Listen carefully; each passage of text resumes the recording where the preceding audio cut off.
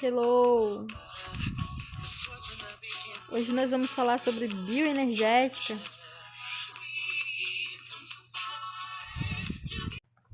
Então, a bioenergética diz respeito a como nós utilizamos os nutrientes para gerar energia. De forma geral, os seres existentes no mundo, eles podem ser aeróbicos ou anaeróbicos. Os aeróbicos podem ser obrigatórios, que eles necessariamente precisarão do oxigênio como agente oxidante para obter energia. E os facultativos, que podem ser na ausência ou presença. Os anaeróbicos, que utilizam agentes oxidantes que não sejam necessariamente, que na verdade não precisam de oxigênio, eles morrem na presença de oxigênio. O metabolismo a gente já conversou, mas reforçando, ele é um conjunto de reações químicas anabólicas e catabólicas. Então, primeiro a gente quebra as coisas para poder usar as minúcias e construir novamente, anabolizar. Então, o conjunto dessas reações anabólicas e catabólicas forma o nosso metabolismo. O anabolismo é a construção de moléculas complexas a partir de moléculas simples, com a utilização de ATP, que é a nossa molécula energética do corpo. E o catabolismo é pegar essas moléculas complexas dos alimentos e transformá-las em moléculas mais simples com a produção de ATP. Todos os nutrientes, alimentos, vão ter uma energia em potencial armazenada nas suas ligações químicas. E essa energia que fica armazenada nessas ligações é chamada de energia livre. O metabolismo é importante, primeiro, para obter energia química, e aí os que fotossintetizam para produzir seu próprio alimento, e nós não, heterotróficos, utilizando a energia dos alimentos para criar nossa própria energia. O metabolismo é importante para converter as moléculas dos nutrientes em moléculas com características próprias de cada célula. É importante porque depois que você cataboliza, quebra, você usa essas pequenas unidades. Por exemplo, o DNA tem os nucleotídeos, a unidade mais básica. Exemplo, adenina, timina, citosina e guanina. As proteínas, quando eu quebro, a unidade mais básica viram os aminoácidos. Os carboidratos, os açúcares simples.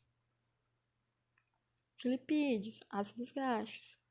Então, você cataboliza para depois utilizar de acordo com a sua demanda para a construção de novos elementos. E 4, para sintetizar e degradar biomoléculas necessárias para determinadas funções celulares.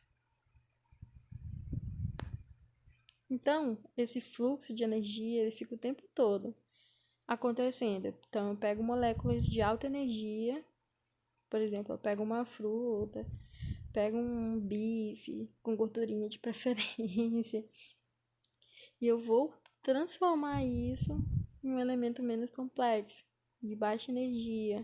E eu vou utilizar através dessa quebra desses elementos, seja proteína, principalmente carboidrato, eu vou usar esses elementos para converter em energia ou construir moléculas de alta energia novamente.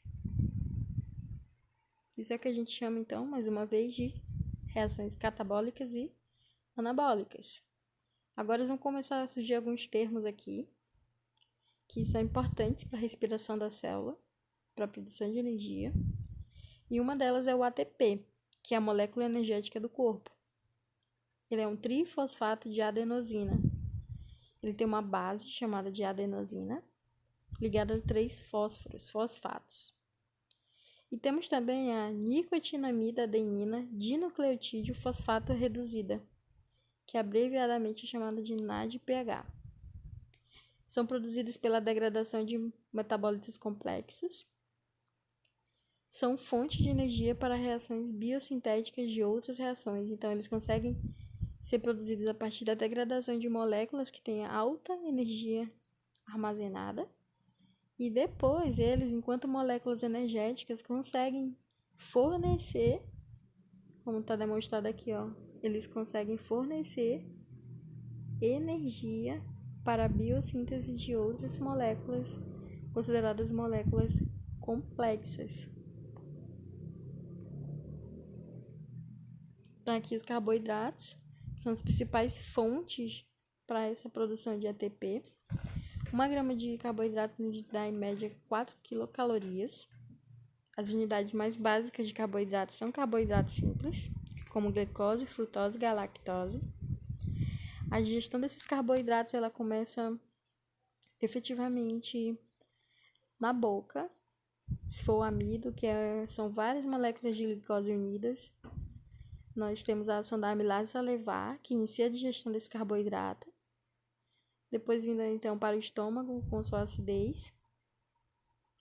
Indo para o intestino, onde esse alimento vai sofrer ação de enzimas como a amilase pancreática, que tal qual a amilase salivar também quebra esses carboidratos, cadeias de glicose. E, obviamente, outras enzimas de cunho exócrino, né, advindos do pâncreas, para finalizar essa digestão. Quando, então, eu consigo chegar no intestino, eles são absorvidos na forma simples, por difusão passiva simples ou transporte ativo. E no caso dos humanos, nós armazenada na forma de glicogênio no fígado e no músculo. Se for no vegetal, pela fotossíntese, ele é armazenado em cada parte desse elemento, tá? Na forma de amido. Então, no nosso corpo é na forma de glicogênio. Então, assim, agora vão surgir algum efeito ao processo metabólico dos carboidratos. Então, a glicose, ela pode vir para esse percurso aqui do glicogênio e ser armazenada no músculo e no fígado. Como ela pode também ir para a rota oxidativa para a produção de ATP. E o excesso dela vem para essa rota que vai formar nossas gordurinhas, porque ela também se armazena e vira gordura. Glicogênese, que é o primeiro termo aparecendo aqui, ele diz respeito à síntese de glicose em glicogênio.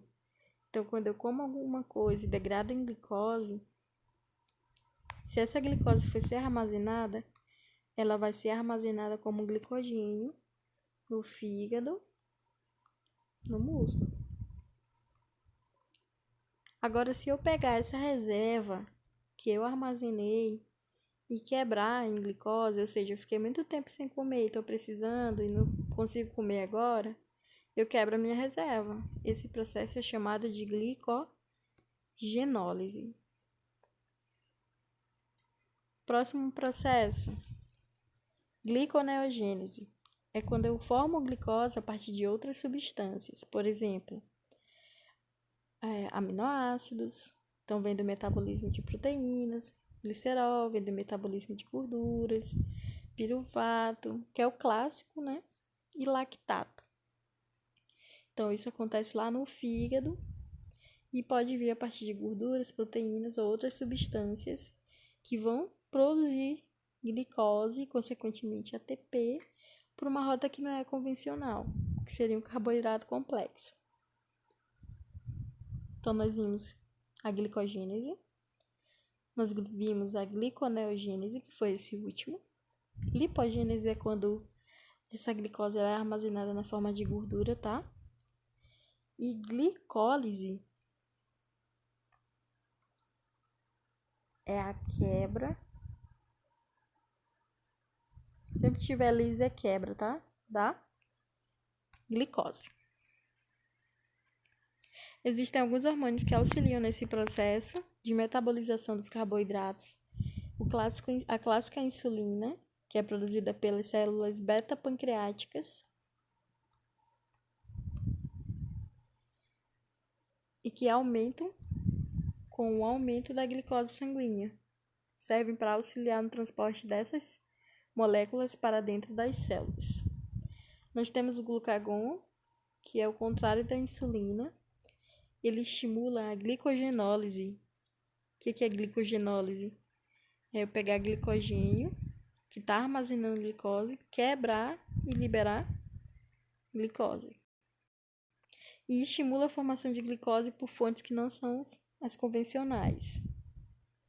A gente chama de fontes não glicídicas. Também nós temos a ação da adrenalina e cortisol, e aí nós temos a ação do sistema simpático.